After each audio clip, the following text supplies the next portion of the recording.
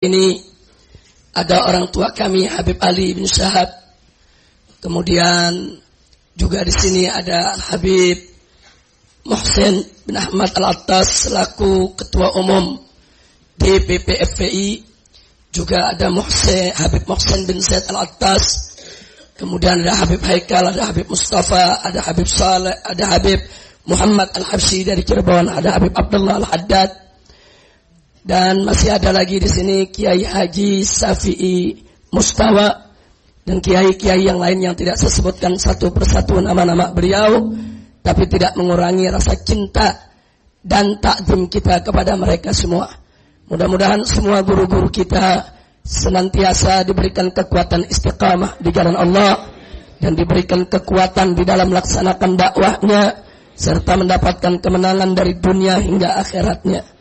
Kemudian tidak lupa kepada tamu-tamu kita yang pada hari ini telah membawakan sholawat maupun lagu-lagu religi, baik Ustadz Kembar, Adi dan Alwi, maupun Habib Hashim, yaitu Al-Haddad, dan grup Debu, yaitu Mr.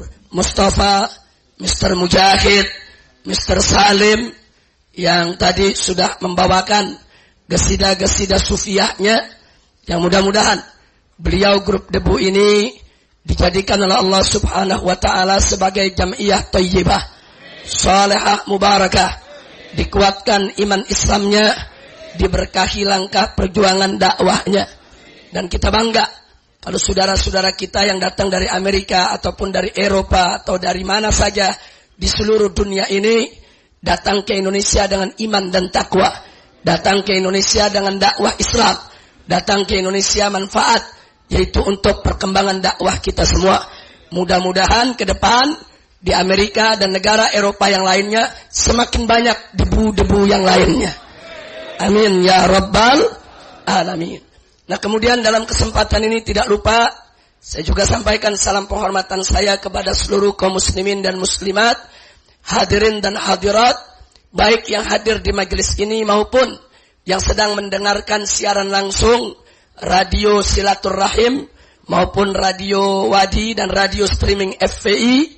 Mudah-mudahan pertemuan kita pada kali ini menjadi penyebab turunnya rahmat dan barakah. Karena acara hari ini merupakan iftitah pembukaan majelis taklim rutin bulanan. Karena itu pada hari ini tidak ada kajian yang khusus, tidak ada kajian yang spesifik, lebih terfokus kepada yaitu halal bihalal, di mana supaya di antara kita saling membuka pintu hati untuk saling memaafkan, insya Allah. Nah, oleh karenanya dalam kesempatan ini saya hanya akan menyampaikan beberapa informasi penting untuk kewaspadaan kita semua. Yang pertama, kita prihatin sekaligus sedih, kecewa dan marah bahwa dulu beberapa tahun yang lalu di sebuah universitas Islam di wilayah Jawa Barat pada saat pekan orientasi, istilahnya ospek, penerimaan mahasiswa baru, itu ada spanduk terpampang di belakang para mahasiswa baru yang bertuliskan wilayah bebas Tuhan. Kalau kejadian ini di sebuah universitas liberal, saya tidak kaget. Tapi ini kejadiannya di sebuah universitas Islam di wilayah Jawa Barat. Dan lebih kurang ajarnya lagi, di acara penutupan, MC-nya mengatakan, mari kita tutup pekan orientasi mahasiswa ini dengan anjing hu akbar. Ini kalimat biadab, kalimat jahat, kalimat murtad, siapapun yang mengucapkannya, saudara. Kita sudah proses, tapi prosesnya tidak berjalan. Baik proses secara akademik maupun proses hukum di kepolisian. Kemudian setelah itu kita pindah ke Universitas Islam di Semarang, Jawa Tengah. Fakultas Syariat, sekali lagi Fakultas Syariat.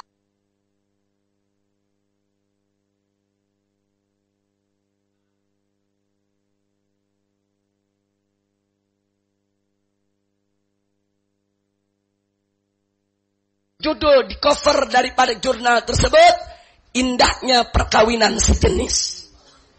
Isinya membela habis-habisan tentang keabsahan pernikahan homoseksual dan lesbianisme. Lagi-lagi yang membuat kita kecewa dan prihatin, ini terjadi di sebuah universitas Islam. Nah, kini 2 minggu yang lalu terjadi lagi di sebuah universitas Islam, yaitu UIN Sunan Ampel, Surabaya, Jawa Timur. Juga dalam pekan orientasi mahasiswa. Mahasiswa baru semua didirikan di lapangan, membawa sebuah spanduk bertuliskan Tuhan membusuk. Jadi saya tidak paham ini negeri mau dibawa kemana, saudara. Ini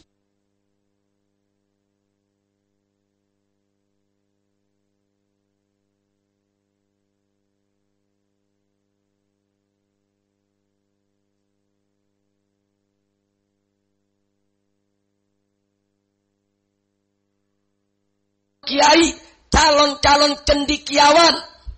Maka itu kita ingin sampaikan kepada pemerintah Republik Indonesia, khususnya Kementerian Agama Republik Indonesia, untuk betul-betul memperketat penerimaan para dosen, para guru besar untuk universitas-universitas Islam negeri.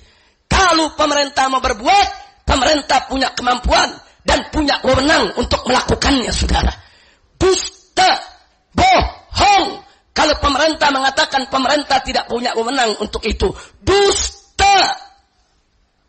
Sekarang mari kita lihat, saudara, calon-calon umaro, calon-calon pejabat tinggi negara, baik sipil, TNI, Polri, itu sebelum menjadi pejabat tinggi, mereka disekolahkan dulu di Lemhanas. Mereka dididik supaya mereka kenal apa itu Pancasila, apa itu Undang-Undang Dasar 1945, bagaimana cara menjadi pejabat yang baik, bagaimana supaya tidak menjadi koruptor. Dididik. Kalau tidak lulus, tidak boleh direkomendasikan untuk menjadi pejabat, saudara. Ini umaro. Pemerintah ingin melahirkan umaro, dididik. Di sana tidak boleh menjadi dosennya kalau mereka tidak mengerti wawasan kebangsaan. Tidak mengerti wawasan kebangsaan, tidak bermoral baik, tidak punya integritas moral yang bagus, mereka tidak boleh menjadi dosen atau guru besar di Lemhanas, saudara. Nah, artinya kita buat komparasi. Kalau untuk pejabat negara, pemerintah bisa ngatur, saudara. Yang jadi dosen mesti benar, yang jadi dosen mesti bermoral tinggi, yang jadi dosen mesti punya integritas moral yang memadai, yang jadi dosen harus berwawasan kebangsaan. Ini untuk mencetak umaro. Nah, sekarang IAIN di seluruh Indonesia, universitas Islam negeri di seluruh Indonesia, itu milik negara, itu milik pemerintah, saudara. Mestinya pemerintah atur dong. Ini negara mayoritas dihuni oleh umat Islam. Dan IAIN serta UIN itu merupakan kampus yang akan mencetak ulama, saudara. Kalau mencetak umaro saja diperhatikan, diperketat, diprotek, dijaga, maka untuk mencetak ulama, mestinya pemerintah harus lebih ketat, harus lebih menjaga, harus lebih memelihara dong. Dosen-dosen itu harus fit and proper test, harus ditesting, harus diuji bagaimana akidahnya, bagaimana syariatnya, bagaimana akhlaknya. Enggak boleh ada orang liberal mengajar di universitas Islam negeri. Enggak boleh ada orang yang akidahnya sesat, menyesatkan, mengajar anak-anak bangsa, anak-anak kaum muslimin yang akan dicetak sebagai ulama, saudara. Haram. Maka itu ini enggak boleh dibiarkan, saudara. Kalau pemerintah tidak mau tahu, kalau pemerintah tetap membiarkan dosen-dosen liberal, rektor-rektor liberal memimpin universitas Islam negeri di seluruh Indonesia, saya akan ajak umat Islam boikot Universitas Islam, saudara. Jangan ada umat Islam yang masuk ke sana. Jangan mau dididik oleh mereka. Dirusak iman anak kita, dirusak akidah anak kita, dirusak Islam anak kita, dan pemerintah Indonesia bertanggung jawab. Ini nggak boleh dibiarkan, saudara. Masa dari kampus Islam muncul pemikiran-pemikiran sesat menyesatkan, terus pemerintah diam lagi, saudara. Udahan Menteri Agama yang baru sekarang, baru jadi menteri 2 minggu, udah mengizinkan Bahai, saudara, sebagai agama. Kau belajar di mana? Kau katakan Bahai itu agama resmi di Indonesia, disahkan sebagai agama? Kurang ajar. Ahmadiyah belum selesai, aliran sesat yang lain belum selesai, kau berikan PR lagi soal Bahai. Makanya kita minta pemerintah supaya Menteri Agama diperiksa. Jangan-jangan ini Bahai, saudara. Baru jadi menteri, nggak ada angin, nggak ada hujan, tahu-tahu sudah menerima Bahai sebagai agama baru di Indonesia. Dengan alasan ini sebagai agama, jadi kita mesti menerima. Kalau dia agama tersendiri mesti terima. Besok Lia Eden bikin agama sendiri, besok Ahmad Musadik bikin agama sendiri, besok Yusman Roy bikin agama sendiri. Lalu apa mereka semua mau disahkan? Menteri goblok.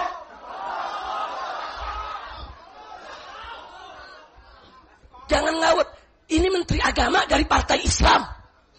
Saya bertanya kepada P3, bagaimana cara mereka mengkader kader-kadernya? Bagaimana cara mereka mendidik? Bagaimana mereka itu cara membina kader-kadernya? Kok salah satu pimpinan partai Islam P3 jadi menteri? Ngawur goblok.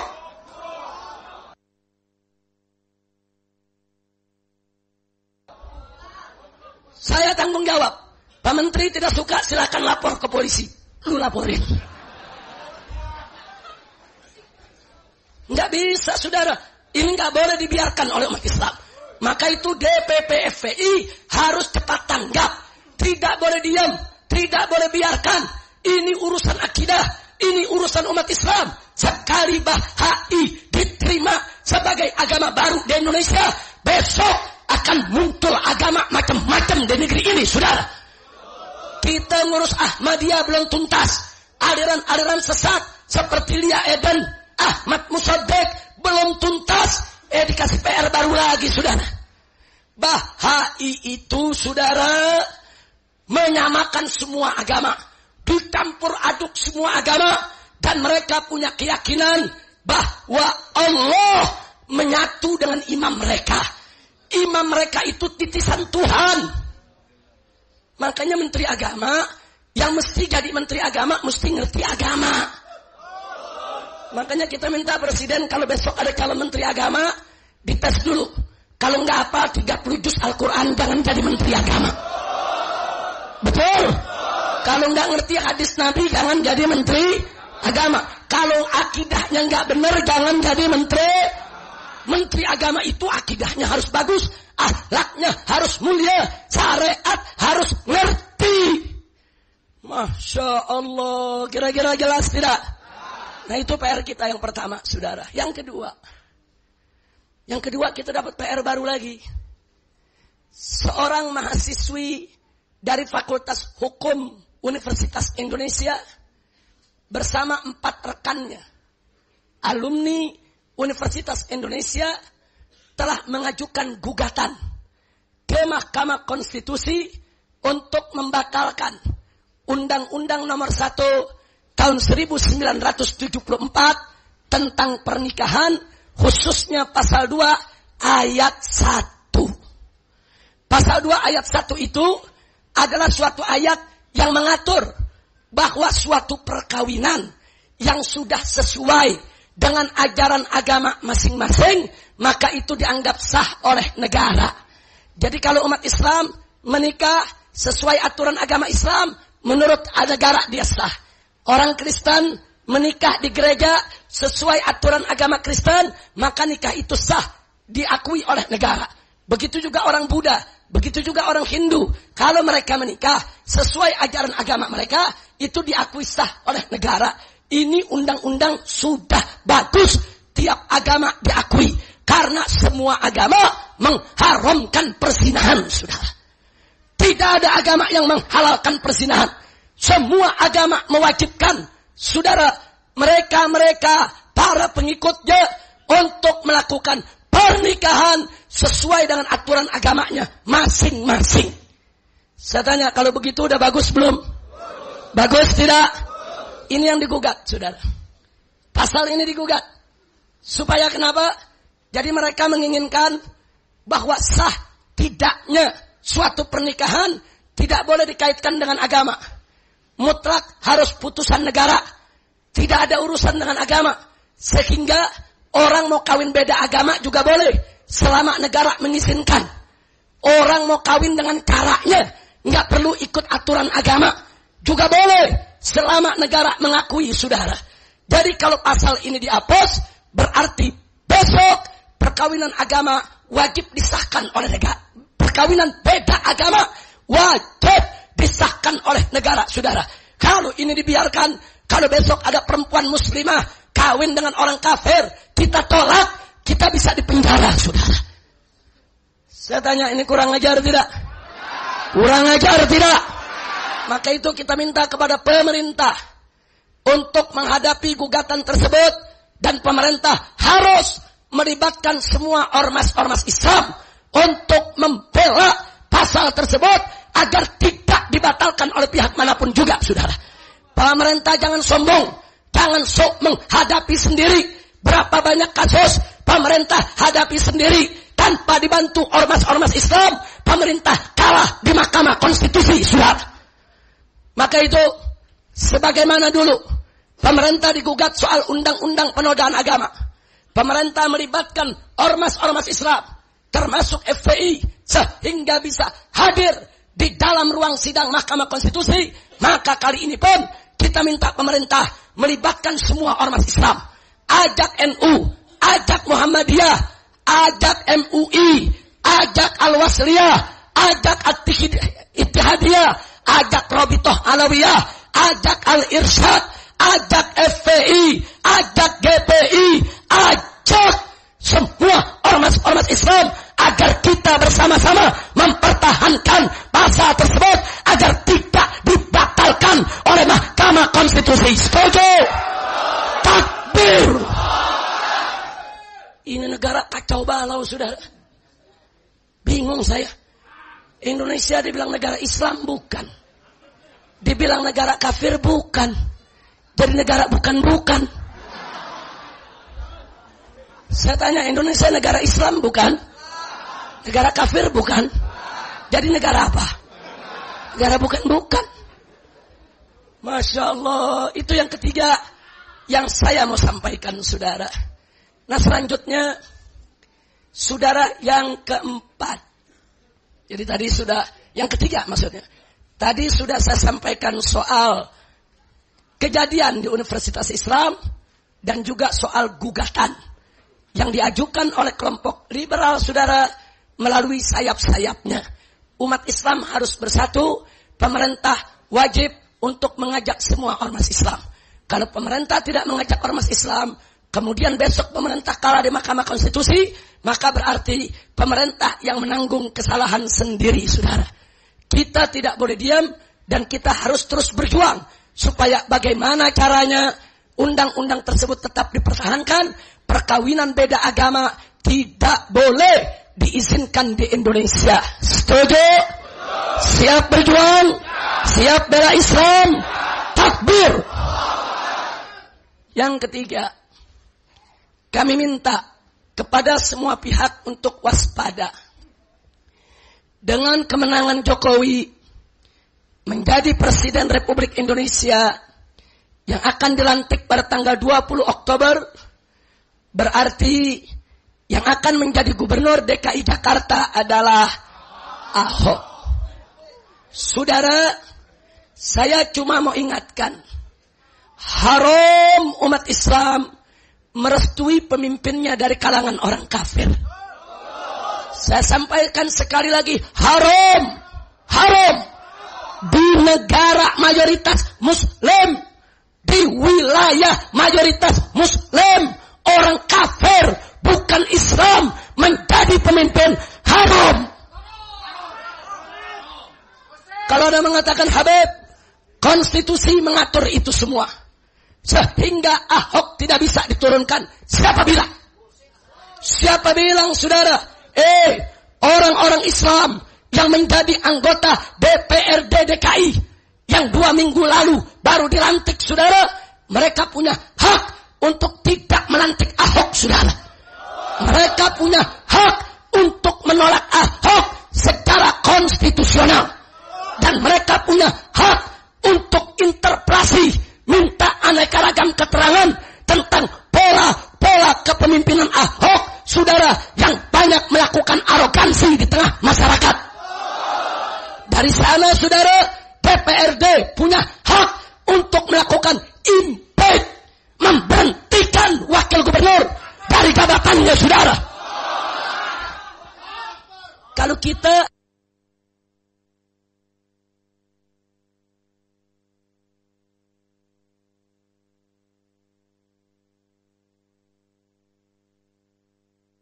mimpinnya umat Islam, saudara. Dan saya ajak umat Islam, walaupun sejuta kali Ahok dilantik oleh DPRD, umat Islam di Jakarta tidak boleh pernah mengakui orang kafir sebagai gubernur mereka, saudara. Takbir. Jadi kalau Ahok dibaksakan, anggap aja kita nggak punya gubernur, saudara. Setuju? Bisa? Yakin? Betul. Jangan DPRD bilang,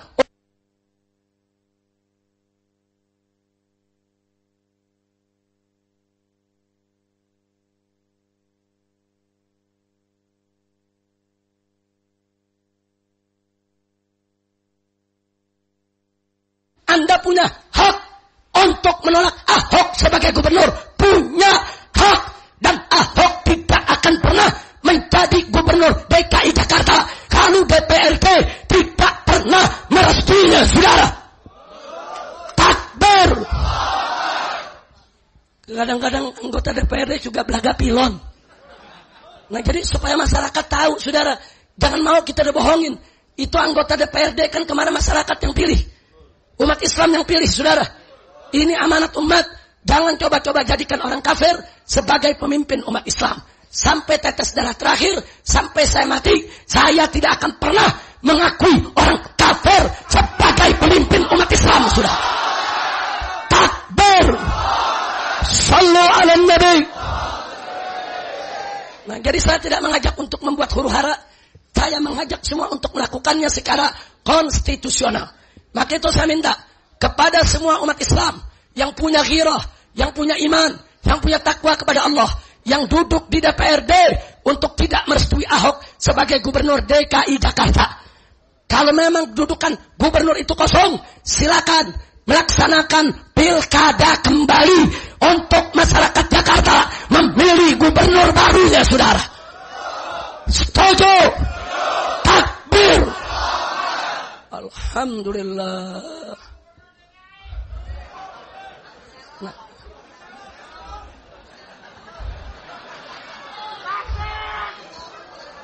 Dari luar ada yang ngomong, Habib Selon lagi jadi gubernur. Tapi Selon jawab, ada cara kalau Ahok mau tetap jadi gubernur, suruh masuk Islam. Ntar Selon yang nyunatin.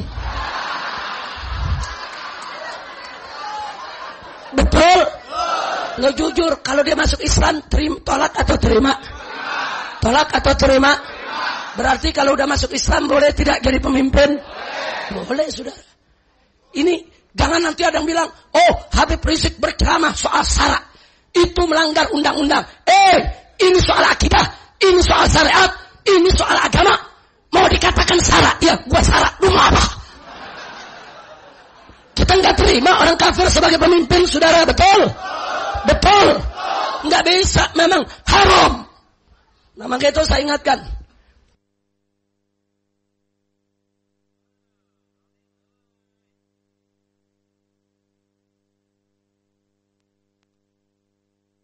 Tobat. Anda yang menaikkan Ahok, Anda bertanggung jawab, saudara.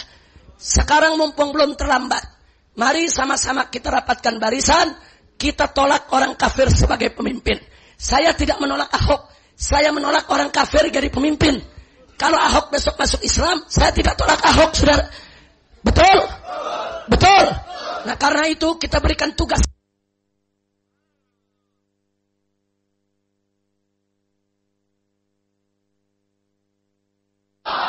Takbir. Mana Habib Salon sudah siap terima tugas? Alhamdulillah. Kalau soal nyunat ada Dokter Soleh di sini. Ini Dokter Soleh, ini bagian bedah umum. Kalau yang belum disunat, sunat aja. Sunatannya dijamin halus, tanpa jahitan. Alhamdulillah. Kita doain, mudah-mudahan Ahok masuk Islam. Mudah-mudahan Ahok masuk Islam. Mudah-mudahan Ahok dapat taufik dan hidayah. Allah Maha tahu apakah Ahok masuk Islam atau tidak. Kalau Ahok masuk Islam, biarkan dia untuk menjadi pemimpin di Jakarta dalam keadaan sudah masuk Islam. Tapi kalau Allah Maha tahu, Ahok nggak bakal masuk Islam, sejak bujak udah nggak bakal masuk Islam. Kita mohon kepada Allah biar Ahok mati buru-buru. Amin ya Rabbal Alamin. Pokoknya kita mohon kepada Allah agar masyarakat Jakarta jangan dipimpin oleh orang kafir. Setuju? Takbir.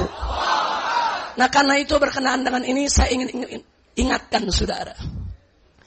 Nabi pernah menyampaikan dalam satu riwayat, sayati zamanun, akan datang suatu zaman, umatku yafirruna minal ulama, akan lari dari ulama, saudara. Ulama ditinggal, ulama dia tidak pedulikan. Kalau itu sudah terjadi, kata Nabi, akan terjadi 3 bencana besar menimpa umat. Yang pertama, Allah akan kirim sultan yang zalim untuk memimpin umat yang sudah meninggalkan ulamanya, saudara. Sultan yang zalim. Jadi kalau kita sudah meninggalkan ulama, tidak peduli dengan fatwa ulama, tidak menghormati ulama, tidak menghargai ulama, siap-siap Anda akan mendapatkan pemimpin-pemimpin yang zalim, yang sewenang-wenang terhadap rakyatnya, yang mengganggu Islam dan umatnya, yang menghancurkan negeri dan rakyatnya. Siap-siap saudara. Kalau itu terjadi, jangan salahkan siapa-siapa. Tunjuk diri sendiri. Kenapa kita meninggalkan ulama, saudara? Yang kedua, Allah akan cabut keberkahan dari nafkah penghasilan.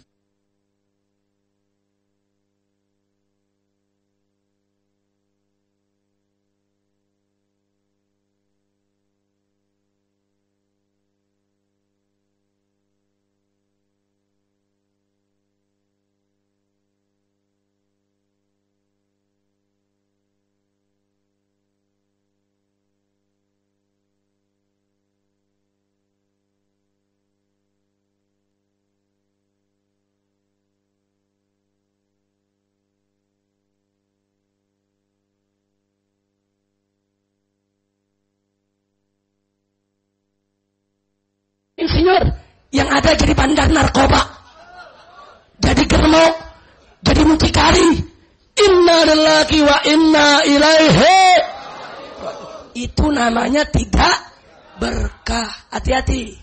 Kalau Anda sudah meninggalkan ulama, keberkahan semacam itu Allah cabut dari tengah-tengah kita. Dan yang terakhir paling berbahaya, kalau kita sudah meninggalkan ulama, kata Nabi, akan banyak umat Islam yang mati kehilangan iman, saudara. Na'udzubillah min dzalik. Nah, maka itu saudara, saya ajak semua. Ayo mari ikuti apa yang sudah Allah kasih petunjuk. Allah nyatakan dalam Al-Qur'an, faqala ta'ala, yarfa'illahu alladzina amanu minkum walladzina utul ilma darajat. Allah meninggikan kedudukan ulama. Allah memuliakan kedudukan ulama. Kita sebagai hamba Allah wajib memuliakan mereka yang dimuliakan ulama. Wajib meninggikan mereka yang ditinggikan. Wajib memuliakan mereka yang dimuliakan Allah. Wajib meninggikan mereka yang ditinggikan Allah. Wajib menghormati dan menghargai mereka yang dihormati dan dihargai Allah memuliakan ulama. Kita wajib memuliakan ulama. Allah meninggikan kedudukan ulama. Kita wajib untuk meninggikan kedudukan ulama, saudara. Ulama yang mana? Ulama yang alim, amil, yang punya ilmu dan beramal, berakhlak mulia, istiqamah di jalan Allah, yang selalu mengatakan yang hak itu hak, yang batil itu batil, yang menuntun umat ke jalan Allah yang lurus lagi benar, saudara. Siap cinta ulama, siap hormati ulama, siap hargai ulama. Takbir.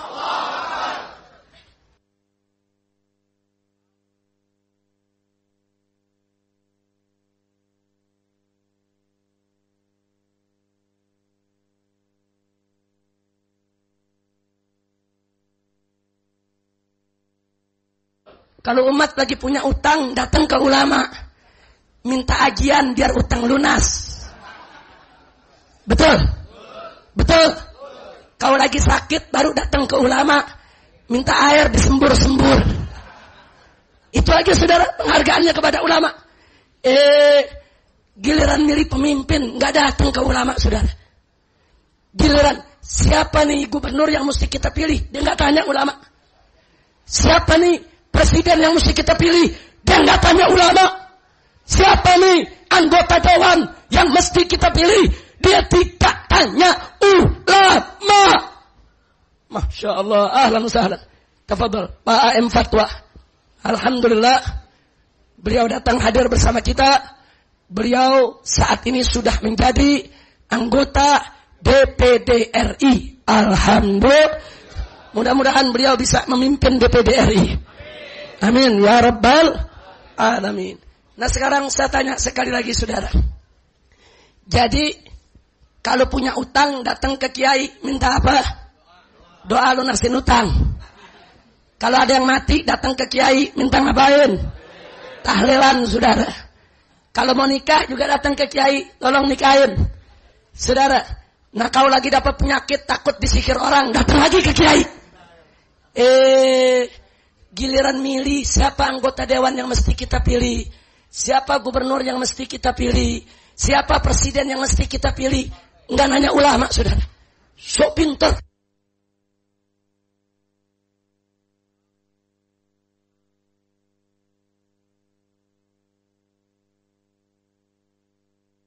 Urusan pribadi, ini pemimpin 5 tahun ke depan dia akan memimpin negeri saudara. Itu urusan penting. Tanya dong kepada ulama, tanya dong kepada kiai yang istiqomah. Enggak. Dinasehatin apa dia bilang? Ini dia saudara, kadal kebon. Pakai bilang kiai enggak ngerti politik. Saudara, andai kata pun kiai enggak ngerti politik, tolong dicatat. Ulama-ulama yang istiqamah di jalan Allah, yang dekat dengan Allah, yang taqarrub ilallah, yang mukhlis, yang ikhlas, yang berakhlakul karimah, mereka punya mata hati, saudara. Mereka bisa lihat yang kita nggak bisa lihat. Mereka bisa rasa yang kita tidak bisa rasa.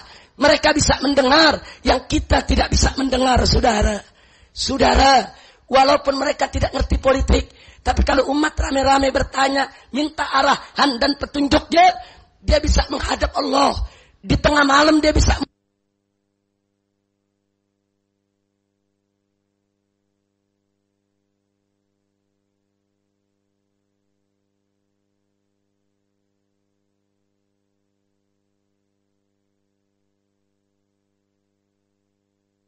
umat hanya tinggal ikuti ulama. Kalau umat seperti itu, kita tidak akan mendapat pemimpin orang kafir. Tidak, saudara. Tapi karena ulama ditinggal, ulama dipinggirin, saudara. Dia sok pintar, sok ngerti bidang politik. Oh, luar biasa, padahal agama dia nggak paham, saudara. Akhirnya terjadilah apa yang terjadi, saudara, seperti yang kita saksikan saat ini. Tapi saya yakin, tolong catat, kalau besok Anda dapat pemimpin yang zalim, menzalimi umat Islam, mencabut perda-perda syariat di berbagai daerah, saudara, melegalkan minuman keras, melegalkan perjudian, melegalkan yaitu daripada segala kemunkaran dan kemaksiatan, mengizinkan melegalkan aliran-aliran sesat, saudara. Besok baru Anda rame-rame kembali kepada ulama, saudara. Setelah nasi sudah jadi bubur, setelah semua sudah terlanjur, baru rame-rame, Pak Kiai bagaimana ini? Pak Kiai bagaimana ini? Habib bagaimana ini? Kenapa tidak dari kemarin kau datang kepada ulama, minta petunjuk ulama? Masya Allah. Maka itu saya tanya sekali lagi, siap muliakan ulama? Siap ikut ulama? Siap ikut ulama? Siap cinta ulama? Siap bela ulama? Takbir. Jadi ustadz-ustadz, kiai-kiai, ulama-ulama, para habaib, mari kita berakhlak mulia. Mari kita beriman dan bertakwa. Mari antara ucapan dan perbuatan kita harus seiring sejalan. Mari kita jaga umat, kita pelihara umat, kita pimpin umat, kita lindungi umat dengan pertolongan Allah Subhanahu wa taala. Jangan sampai justru habaibnya, kiainya, ustadznya yang begitu umat meninggalkan mereka ikut meninggalkan umat, saudara. Dan apapun yang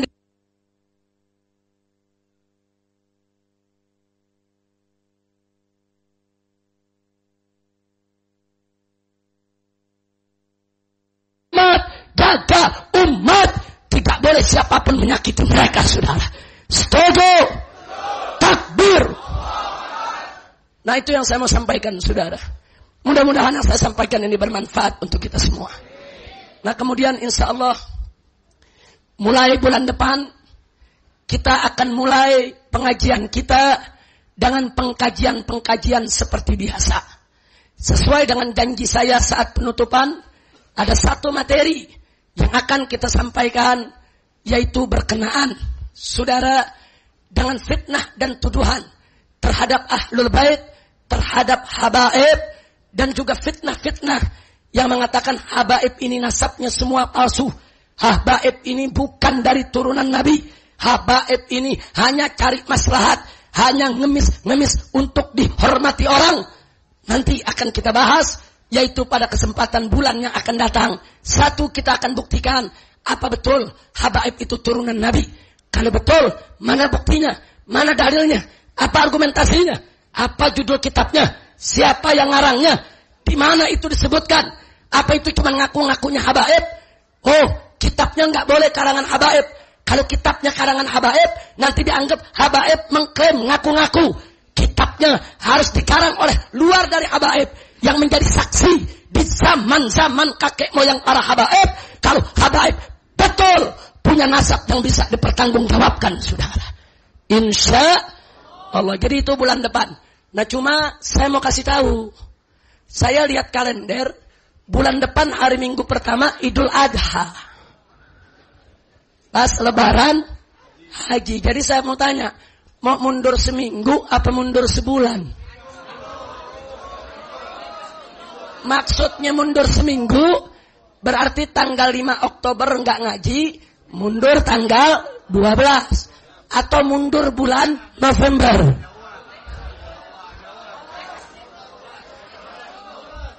Mundur seminggu. Tanya debu dulu setuju apa enggak. Maju seminggu. Nggak ada yang minta maju nih. Jangan, kalau maju itu saya nggak bisa. Saya banyak keluar kota. Tapi insya Allah mundur seminggu mudah-mudahan. Berarti ketemu lagi tanggal 12. Saya pikir Lebaran itu hari Jumat. Makanya Minggu tetap tidak saya mundurkan. Tapi setelah kita periksa, kemungkinan besar Lebaran itu hari Ahad. Nah, karena itu kita mundur 1 minggu dan nanti akan kita sampaikan. Yang terakhir, persoalan ISIS saya tidak perlu bahas lagi. Karena penjelasan FPI sudah cukup. Silakan Anda buka websitenya. Silakan Anda buka web pribadi saya. Silakan Anda yaitu dengarkan kembali rekaman ceramah saya pada saat milad FPI ke-16 kemarin. Sikap kita terhadap ISIS sudah jelas. Yang baik dari ISIS kita katakan baik, yang buruk dari ISIS kita katakan buruk. Dan kita tidak mau diperalat oleh gerakan intelijen manapun untuk diadu domba dengan ISIS ataupun dengan kelompok lainnya. Nah, sebelum saya akhiri, saya himbau umat Islam, khususnya Ahlus Sunnah wal Jamaah. Kita sebagai Ahlus Sunnah, saudara, jaga persatuan kita, rapatkan barisan kita, dan sebagaimana berkali-kali amanat saya, jangan mudah untuk mengkafirkan firqah-firqah di luar Ahlus Sunnah wal Jamaah.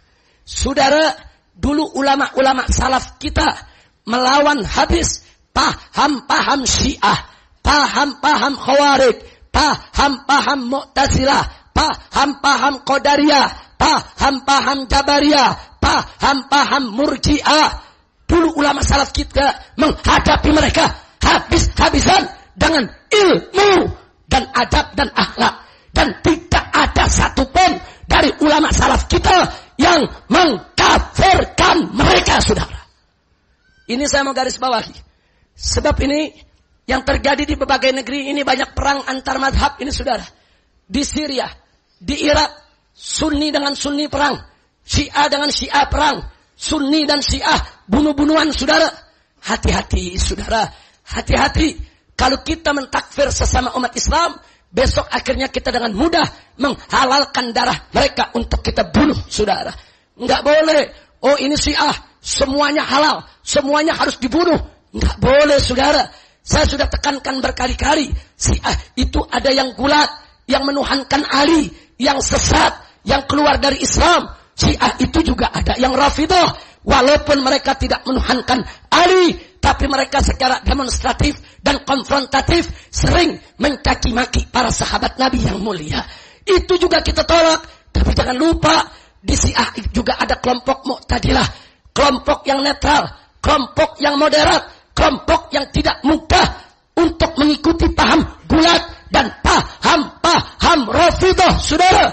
Kelompok ini Muslim, saudara kita. Nggak boleh kita kafirkan mereka, dan tidak boleh kita bantai bunuh mereka. Haram. Begitu juga Wahabi, saudara.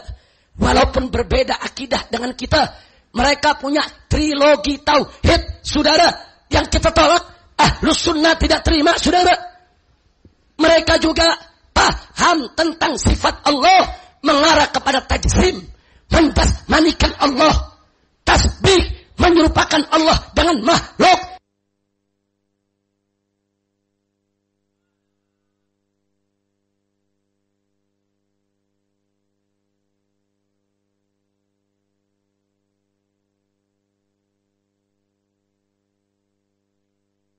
Kepada kita, selama mereka tidak menghalalkan darah kita, selama mereka tidak menyerang kita, haram untuk kita ganggu mereka, saudara.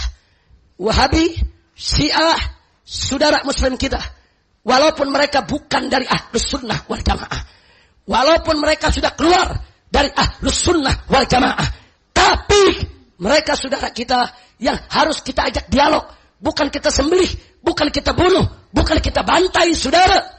Haram untuk kita sembarangan menumpahkan darah orang lain. Kecuali kalau mereka sudah melakukan serangan fisik kepada kita. Kalau ada Syiah melakukan serangan fisik kepada Ahlus Sunnah, kalau ada Wahabi melakukan serangan fisik kepada Ahlus Sunnah, saya dan kawan-kawan di FPI yang pertama kali akan mengajak umat Islam perangi Syiah dan Wahabi di mana saja berada. Takbir. Tapi selama mereka yang di sekitar kita di Indonesia tidak melakukan serangan fisik kepada kita, hadapi mereka dengan ilmu, hadapi mereka dengan kecerdasan, hadapi mereka dengan dalil, hadapi mereka dengan argumentasi, saudara. Maka itu pesan saya terakhir kepada semua kaum muslimin yang ada di sini, pegang kuat-kuat akidah Ahlus Sunnah wal Jamaah, jangan dilepaskan, jangan ikut firqah di luar Ahlus Sunnah wal Jamaah. Tapi jangan juga gampang mengkafirkan yang lain. Setuju tidak?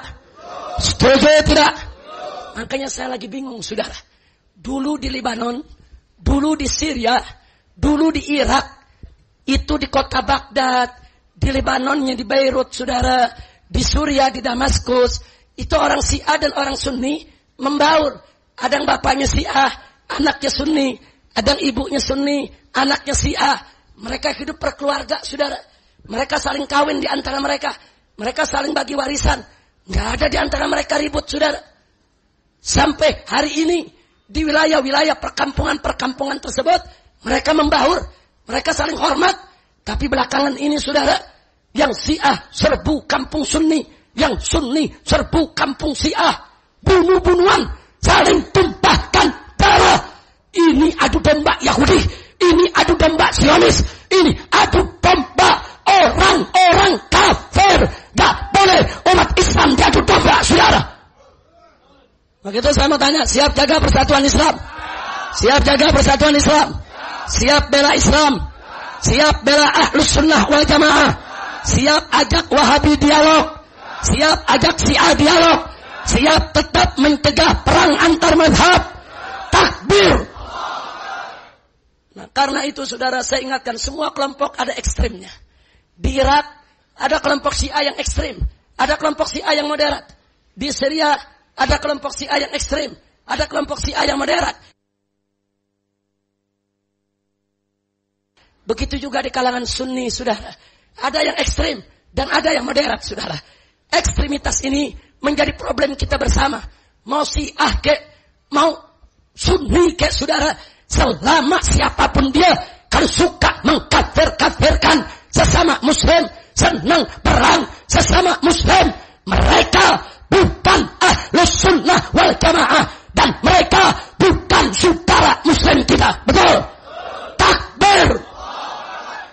Jadi saya nggak mau tahu siapapun kelompok dari manapun, mau Sunni ke mau Syiah, kalau sudah ngafir-ngafirin saudara Muslimnya, saudara, mereka kelompok Khawarij yang sangat berbahaya.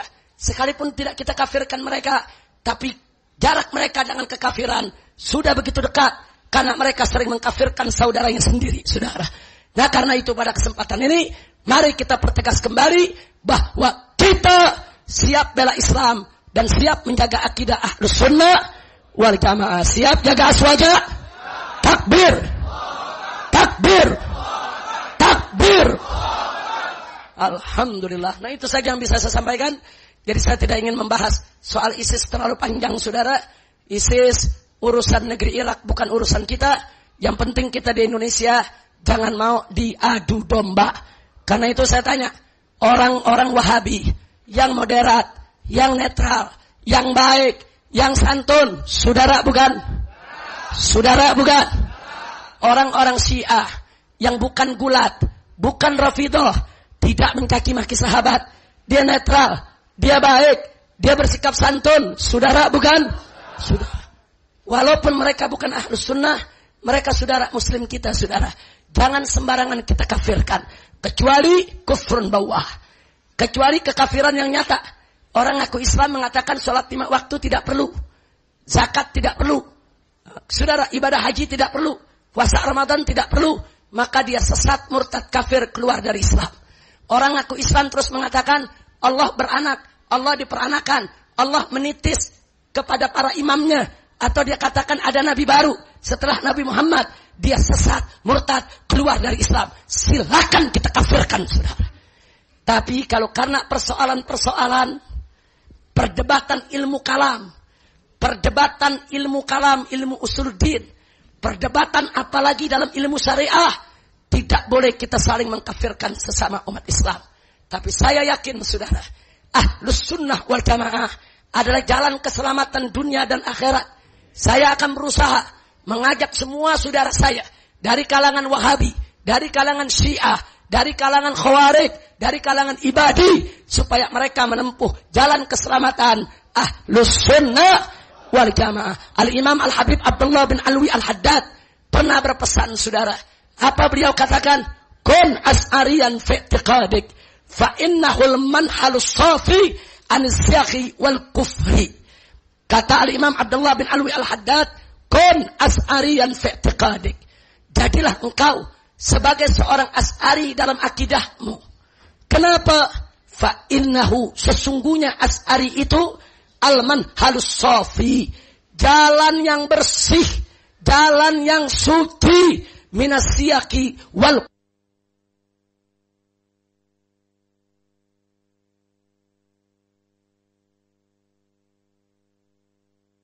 apa saudara? Apa dia bawa mazhab Hanafi, Maliki, Syafi'i, Hambali, atau jangan-jangan habaib dulu yang bawa Syiah kemari saudara? Kita periksa dulu. Jangan dulu ada orang menuduh. Karena saya kecewa sekali. Salah satu pimpinan ormas gerakan Islam melakukan wawancara saudara di Kompas Islam, di mana dia mengatakan bahwa semua habaib di Indonesia adalah penyokong ajaran Syiah. Semua habaib di Indonesia adalah penganut ajaran Syiah. Sampai dia mengatakan, awas, hati-hati kepada setiap habib supaya kalian tidak jadi Syiah. Ini orang pimpinan organisasi gerakan Islam. Kalau saya sebutkan namanya semua tahu saudara. Maka itu bulan yang akan datang akan kita buktikan saudara. Siapa habaib yang datang ke Indonesia? Setuju? Siap hadir? Takbir. Nah itu yang bisa saya sampaikan pada hari ini. Kali ini kita minta waktu yang tersisa cukup banyak. Saya minta 5 menit sampai 7 menit. Sambutan-sambutan dari tamu-tamu kita. Atau ulasan, atau penambahan, atau penegasan dari apa yang sudah kita sampaikan. Pertama, dari Al-Habib Muhsin bin Ahmad Al-Attas selaku Ketua Umum DPP FPI. Kepada beliau dipersilahkan. Takbir.